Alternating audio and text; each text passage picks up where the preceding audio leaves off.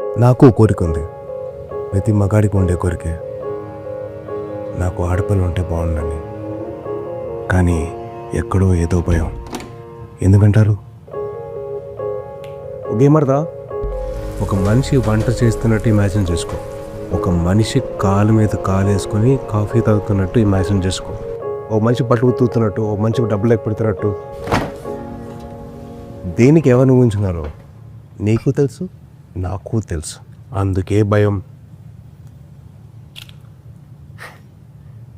అయినా తప్పు మంది కాదులే. చిన్నప్పటి నుంచి మనం అదే నేర్చుకున్నాం.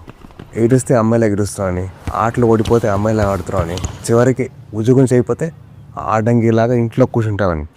ప్రతిసారి అమ్మాయి అనే పదం తక్కువలాగా వాడడం అలవాటైపోయింది. అందుకే భయం.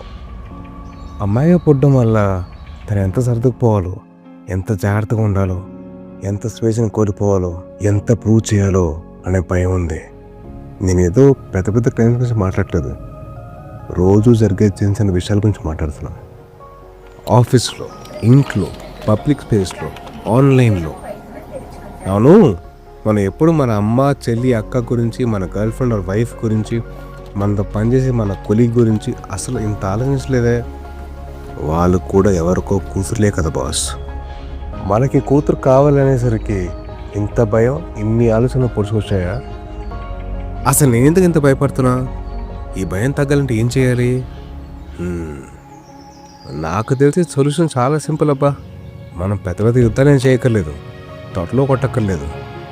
రోజు లేవగానే దుప్పటి మడత పెడితే చాలు, కాఫీ కప్పు సింక్ దగ్గర పెడితే చాలు, ఒక అమ్మాయి మాట్లాడుతున్నప్పుడు పూర్తిగా వింటే చాలు, అమ్మాయి పైకి ఎదుగుతుంటే అది తన కష్టం వల్లే అని నమ్మితే చాలు, కేరును ముసుగులో కంట్రోల్ చేయకపోతే చాలు, మన కళ్ళు మన కంట్రోల్లో ఉంటే చాలు, అమ్మాయిని తక్కువ చేసి చూస్తే ఇది తప్పు అని చెప్తే చాలు.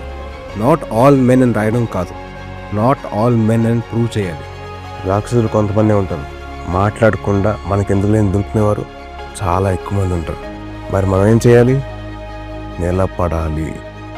వానర సైన్యంలాగా, మగాళ్ళలాగా నిలబడాలి. అదే మగతనం. నిలబడతాం.